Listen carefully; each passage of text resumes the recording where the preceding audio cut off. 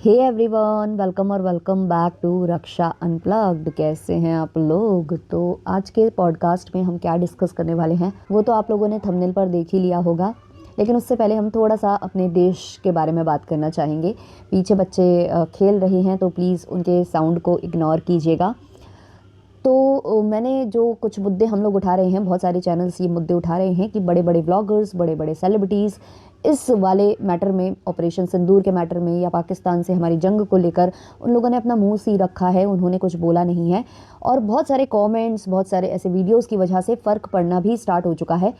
अब धीमे धीमे कुछ सेलेब्स हैं जिन्होंने बोलना स्टार्ट किया है। जो हमारी मक्खी मैडम हैं वो भी फाइनली बोलने लग गई हैं, वो भी स्टोरीज़ वगैरह लगा रही हैं इंस्टा पर, ऑल्सो वो वोकल हो रही हैं। इसके अलावा मैं बात करूं तो अमिताभ बच्चन जी की तरफ से भी आ चुका है ट्वीट, जो काफ़ी टाइम से वो इस बारे में नहीं बोल रहे थे। अब उन्होंने थोड़ा थोड़ा वहाँ बोला है, थोड़ा थोड़ा उन्होंने उस स्टोरी को नरेट करने की कोशिश की है। अपने पिताजी की जो पंक्ति थी, अग्निपथ अग्निपथ अग्निपथ के साथ उन्होंने एक ट्वीट किया है। फाइनली धीमे धीमे लोग बोलना स्टार्ट कर रही हैं, ट्रैक पर आ रहे हैं। भारती सिंह ने भी बोल दिया है कल के व्लॉग में। उनका तो फैमिली ही अमृतसर में है, तो उनका बोलना, वो नहीं बोल रही थी तो ऑडियंस काफ़ी ज़्यादा उनको ट्रोल कर रही थी। तो अब धीमे धीमे ये लोग बोल रहे हैं। सलमान खान ने सीज़ फायर के वक्त एक स्टोरी लगाई थी, उन्होंने कुछ लिखा था सीज़ फायर को लेकर, लेकिन जैसे ही पाकिस्तान ने सीज़ फायर तोड़ा वैसे ही उन्होंने अपना ट्वीट डिलीट कर दिया। ना तो उसे एडिट किया, ना ही अपनी तरफ से प्रतिक्रिया दी कि नहीं ये तो देश ये करता ही आया है, हमेशा ही करता रहा है, आगे भी कर रहा है। ऐसा कुछ ये लोग बोलेंगे नहीं, बोलने से बहुत ज़्यादा बच रहे हैं। हर सितारा बोलने से बच रहा है।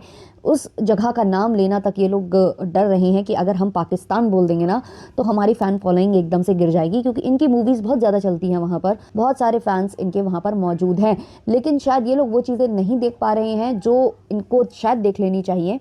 कुछ लोग जो हैं, पॉडकास्टर्स हैं या जो भी टीवी पर्सनालिटी हैं या मीडिया पर्सनालिटी हैं, वो तो ना जाने कैसे कैसे स्टेटमेंट्स दे चुके हैं। वो तो ये तक कह चुके हैं कि अगर हम भारत पर अपनी जीत हासिल कर लेते हैं, जो इनको ये सपने में ही कर पाएंगे, कि अगर हम भारत पर जीत हासिल कर लेते हैं तो बॉलीवुड की जो सेलिब्रिटीज़ हैं, जो फीमेल एक्ट्रेसेस हैं, उनको हम अपनी स्लेव बनाएंगे, रखेल बनाएंगे। इस तरीके के स्टेटमेंट्स वो दे रहे हैं। उसके बावजूद जो हमारे कुछ बड़े बड़े स्टार्स हैं वो इस देश का नाम लेने तक से डर रहे हैं और इसके खिलाफ कुछ बोलने से भी डर रहे हैं, क्योंकि अगर ये ऐसा करते हैं तो इनकी फ़ैन फॉलोइंग, इनकी मूवी, हर चीज़ की जो है ना बेइज्जती हो जानी है। वो लोग शायद उतना नहीं देखेंगे, जो इनकी देश विदेश में मूवीज़ चलती हैं वो नहीं चलेगी। पाकिस्तान से जो इनको बहुत सारी जनता देखने जाती है वो नहीं देखने जाएगी। ये डर इनको कहीं ना कहीं सता रहा है। और यही कुछ बातें हैं जो मुझे बड़ी अजीब लगती हैं कि भाई वहाँ के जो एक्टर्स हैं वो बोल रहे हैं, भले ही दबाव में आकर बोल रहे हों, लेकिन वो कम से कम अपने देश के लिए बोल रहे हैं। लेकिन आप तो इस ऐसे देश में रहते हो ना जहाँ आप पर दबाव नहीं बनाया जा रहा, तो आप उस चीज़ का फ़ायदा उठा रहे हो और आप कुछ भी बोलना इधर लाजमी नहीं समझ रहे हो। और जैसे ही आपकी मूवीज़ आ जाएंगी, जैसे ही आपका सब कुछ आने लगेगा, लॉन्च के कगार पर होगी मूवी, तब फिर आप तुरंत से जो है एक्टिव हो जाते हो। सोशल मीडिया पर धड़ल्ले से आपके पोस्ट आते हैं, आपके रील्स वायरल हो रहे होते हैं, आपके सब जगह पॉडकास्ट चल रहे होते हैं और आप हर जगह खुलकर बात करने लगोगे। लेकिन जब देश के मुद्दों में बोलने की ज़रूरत होती है तब आप लोगों के मुंह सिल जाते हैं, जो कहीं ना कहीं बहुत ज़्यादा गलत बात है। और अभी ही ये टाइम है, आप लोग पहचान जाओ कि कौन रियल हीरोज़ हैं हमारे, है ना, जो इस मुद्दे पर अपने आप को चुप रख रहे हैं, कुछ नहीं बोल रहे हैं। वो हमारे रियल हीरोज़ कभी नहीं हो सकते। ये केवल रियल लाइफ के हीरो हैं और ये रील तक ही सीमित रहेंगे। और इनकी रील जो लाइफ है वो कम ना हो जाए, उस वजह से ये लोग अपने मुंह को सिल कर बैठे हुए हैं। तो भाई देखते हैं अब और कौन कौन बोलता है, कैसे बोलता है, क्योंकि बोलने का तरीका भी बहुत अजब गजब है लोगों का। बोल भी रहे हैं अगर, तो बहुत बच रहे हैं उस चीज़ से जो इनको नाम है ना वो लेने में तक डर रहे हैं लोग। पाकिस्तान, हद है यार, हद है। तो अब हम आ जाते हैं आप लोगों के फेवरेट टॉपिक पर, जो कि ऑब्वियसली रिएक्शन रहता है। तो आज मैं बात करने वाली हूँ श्रृंगार के बारे में। जी हाँ, श्रृंगार, क्योंकि श्रृंगार जो है ना कुछ औरतों को बहुत ज़्यादा पसंद है, और ख़ास करके जो हमारे व्लॉगर्स हैं उनको बहुत ज़्यादा पसंद है। देखो, श्रृंगार पसंद होना कोई बुरी बात नहीं है, लेकिन अगर आप डेली बेसिस पर ओवर मेकअप करके बैठोगे तो आपको ट्रोल किया जाएगा। तो हमारी जो श्रृंगार माता है, हमारी जो लिपस्टिक मॉम है, आजकल उनकी व्यूज़ डाउन हुए हैं। और व्यूज़ डाउन होने के बाद वो आ जाती हैं यार अजीब व गरीब थंबनेल के साथ। आप जाकर देखोगे ना तो उनके बैक टू बैक 1 से 2 जो थंबनेल हैं वो ऐसे ही आ रहे हैं। उसके बावजूद व्यूज़ कम हैं। हाँ, वो एक और चैनल पर एक्टिव हो गई हैं आजकल, जो कि रेसिपी वाला चैनल है, और उधर पर उनके व्यूज़ अच्छे आ रहे हैं तो अभी वहाँ भी फोकस कर रही हैं, बट यहाँ पर भी कंट्रोवर्शियल थंबनेल डाल डाल कर वो आ रही हैं। एक थंबनेल पर वो लिखती हैं, मेरे बच्चों से इतनी जलन क्यों, इस दुनिया में मेरे ही बच्चे गलत हैं, बाकी सारे लोग दूध के धुले हैं। ऐसा कुछ इन्होंने लिखा था। मैं अंदर गई तो कुछ नहीं, बहुत ही सड़ा हुआ ये मुंह बनाई हुई थी, क्योंकि ये सुबह सोकर उठी थी और इनके यहाँ ऐसा कल्चर है कि सुबह सोते ही उठते साथ ही मुंह पर अपने मोबाइल लगा लेना है और ब्लॉग करने लगना है। तो यहाँ काफ़ी ज़्यादा दुखी दुखी नज़र आ रही थी। किस बात से दुखी थी, मुझे तो ऐसा लगा कि उनको दुख इस बात का है कि 7,000 रुपये AC में लग गया है और दोबारा से जो है AC ठीक कराना पड़ रहा है, वो ठीक काम नहीं कर रहा है, चल नहीं रहा है। तो वैसा कुछ मुझे दुख ज़्यादा समझ में आया था। ऑल्सो इन्होंने अपने पतिदेव को आज फिर से कैमरे पर लिया है, तो प्लीज़ आप उनको कैमरे पर मत लिया करिए। पता नहीं क्यों बहुत ज़्यादा घिन सी आती है देखकर, मतलब ऊपर से एक तो उनकी डकार मारने की और वो सब आदत देख कर पता नहीं उनको देखने का मन नहीं होता है। और वैसे भी वो पहले जाने कौन कौन से स्टेटमेंट दे चुके हैं, जहाँ से बच्चा निकाली हो वहाँ ये सब, तो भाई हमको उनसे पता नहीं क्यों घृणा सी हो गई है। लेकिन फिर भी आप तो मानोगी नहीं, हम लोगों की बात आप दिखाओगी। तो वहाँ जो है वो बहुत ज़्यादा बड़े बड़े ज्ञान पेल रहे थे। वो कह रहे थे आपको सफल होना है तो सफल, हमको सफल नहीं होना है, हमको सफल होना है। तो पहले तो आप अपनी जो उच्चारण है, वर्तनी है, वो प्लीज़ कृपया सुधारें। आप प्रिंसिपल हैं, मतलब शर्म आनी चाहिए, शर्म की मतलब आपको शा और सा में डिफरेंस नहीं पता है। ऐसे नहीं चलेगा, ऐसे नहीं चलेगा टीचर जी ऐसे नहीं चलेगा। तो इस तरीके से वो कुछ बोल रहे थे और समझाने की कोशिश कर रहे थे कि अगर आप दूसरों की बातों में आकर खुद को चेंज कर लोगे तो फिर आप अपनी पर्सनैलिटी खो दोगे। ऐसे नहीं बोल रहे थे, बोलना जो चाह रहे थे मैं आपको बता रही हूँ। आप जाओगे ना तो समझ में भी नहीं आएगा कि वो बोलना क्या चाह रहे थे। हाँ, मैं समझा रही हूँ आपको, तो चले मत जाना वहाँ पर, कुछ नहीं समझ में आने वाला है सिर पैर। मतलब वो ले देकर अपनी पत्नी को सिखाना चाह रहे थे कि आप कोई कुछ बोल रहा है, रिएक्शन दे रहा है तो उस पर रिएक्ट मत करो। आपको कोई गंदे कमेंट्स कर रहा है तो उस पर रिएक्ट मत करो, आप जो करना चाहते हो बस वो करो। ऐसा कुछ वो समझा रहे थे। अब हमारी जो माता जी का व्यूज़ डाउन होने का एक और कारण मैं आपको बताऊं कि हमारी माता जी ने ना कमेंट्स डिलीट करने स्टार्ट कर दिए हैं। और जब कमेंट्स डिलीट करो ना तो चैनल पर अच्छा खासा इफेक्ट पड़ जाता है। तो वही कुछ कारण है कि इनको जब ये उल्टा सीधा बोलती हैं तो लोग इनको भर भर के कमेंट्स करते हैं और उसके बाद फिर इनके चैनल की इसी वजह से रीच डाउन होती है, क्योंकि वो उन कमेंट्स को डिलीट कर रही होती हैं। और यहाँ पर इन्होंने एक और लाइन बोली है, हमारी जो अप्सरा ताई हैं, उन्होंने ये बोला है कि अपना काम बनता भाड़ में जाए जनता। अब सोचिए आप, ये जनता के बदौलत चलने वाले लोगों के मुंह से ऐसी लाइनें शोभा देती हैं क्या?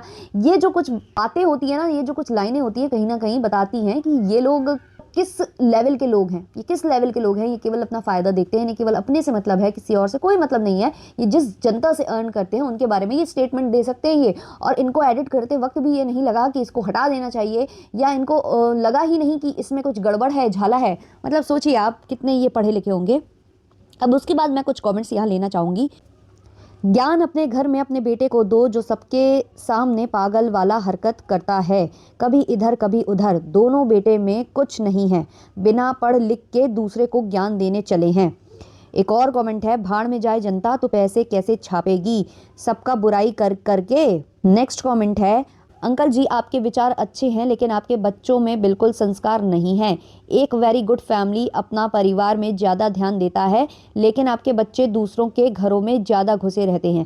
प्लीज़ उनको समझाएं, अपने घर गृहस्थी में ध्यान दें, अपना इंडिविजुअल ब्लॉग डालें डेली बेसिस पे, कभी इसके घर कभी उसके घर घूमते रहते हैं। एक और कमेंट है, सुन बुढ़वा, यही ज्ञान अपने ठरकी कपूत बेटे को दे और अपनी नचनिया वाइफ को दे। एक और कमेंट है, ये 24 घंटे खिसियानी बिल्ली बनी रहती है। ये आंटी जी के लिए आया है कमेंट। एक और कमेंट है, तुम खुद चाहती है कि हम खुश रहें और कोई भी नहीं, समझी। एक और कमेंट है, भूरी घोड़ी लाल लगाम, अगर जनता भाड़ में चली जाएगी तो पैसे कैसे कमाएगी नल्ली।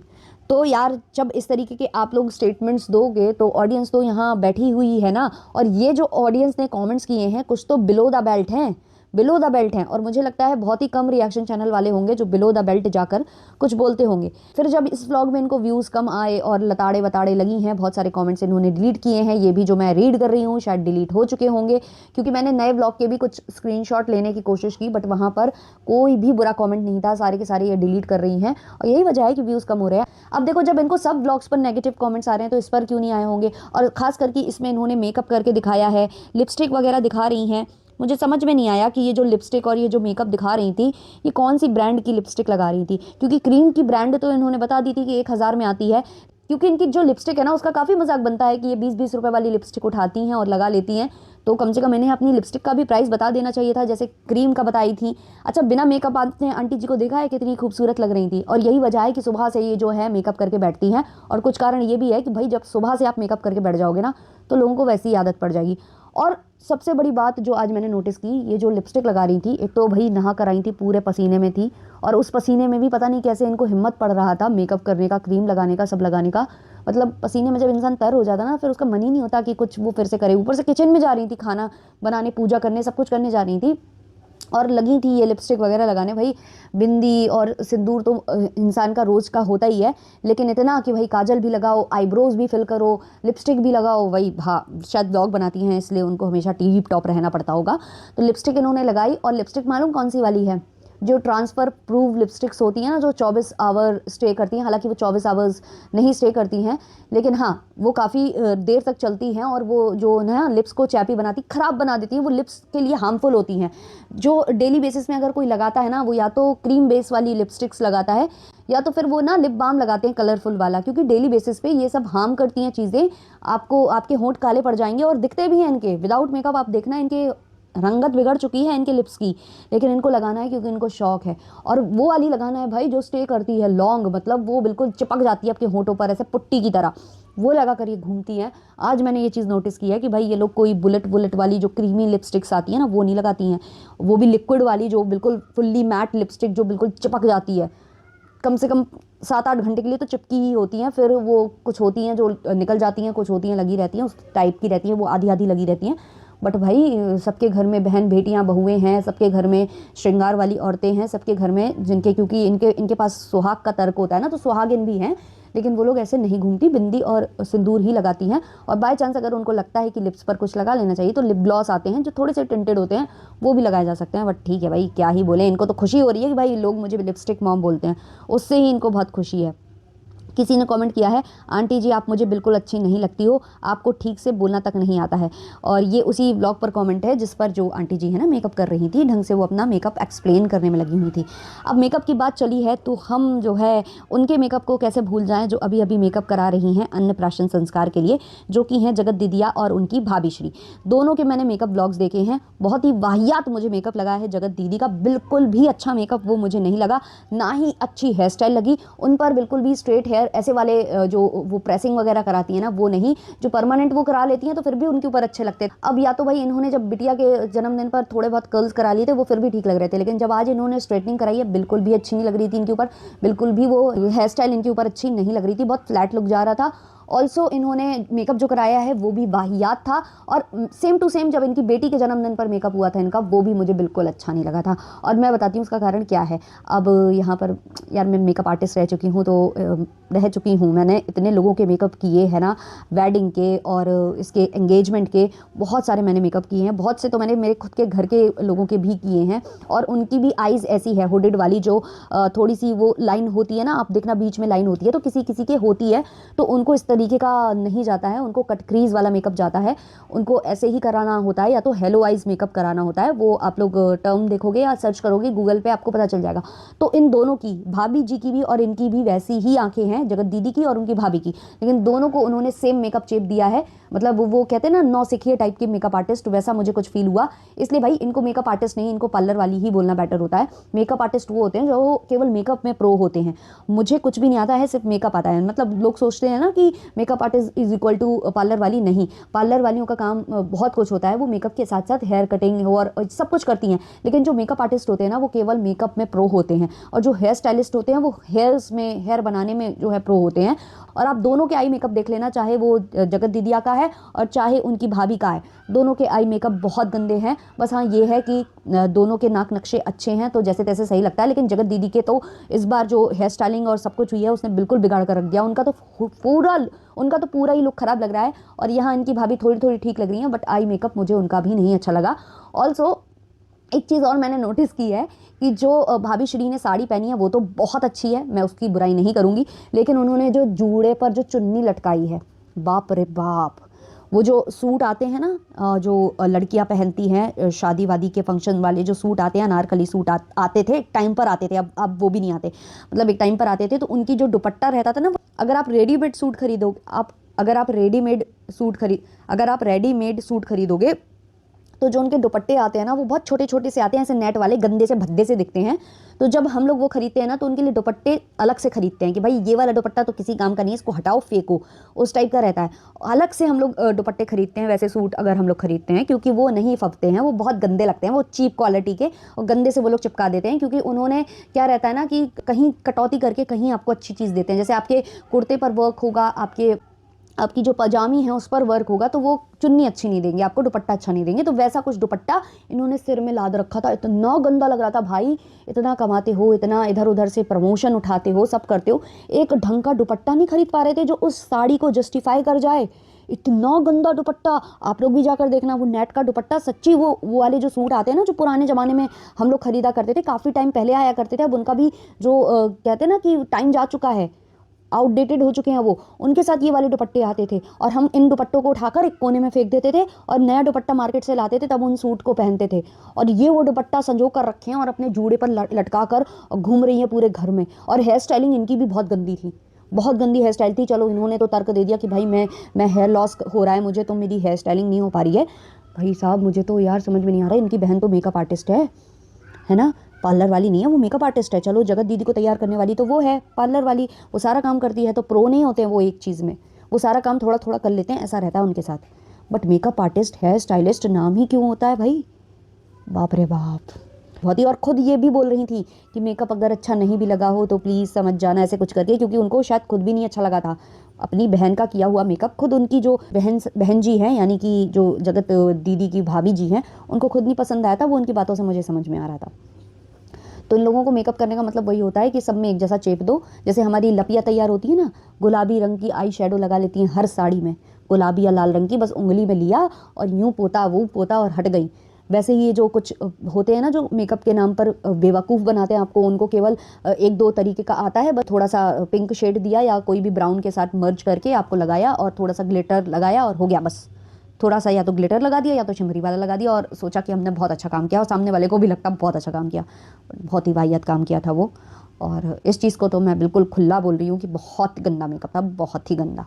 और बाकी हमारे जो लप्पू और लप्पी हैं वो मीटअप कर रहे हैं, रांची में मीटअप चल रहा था हैं, और लोग पहुँचे भी थे। कहाँ से आते हो तुम लोग जो गए थे इनसे मिलने, क्या उखाड़े हैं ये हैं जो इनको जो है गिफ्ट लेकर पहुँचे हो तुम लोग और फोटोज़ और वीडियोज़ निकलवा रहे हो, क्या उखाड़ लिया है अपने लाइफ में? और ऐसा क्या इन्होंने किया है कि इनके साथ फ़ोटोग्राफ्स और इनसे मिलना बहुत ज़रूरी है? बताइएगा ज़रूर ज़रा। चलिए मिलते हैं नेक्स्ट वाले पॉडकास्ट में, तब तक के लिए बाय बाय।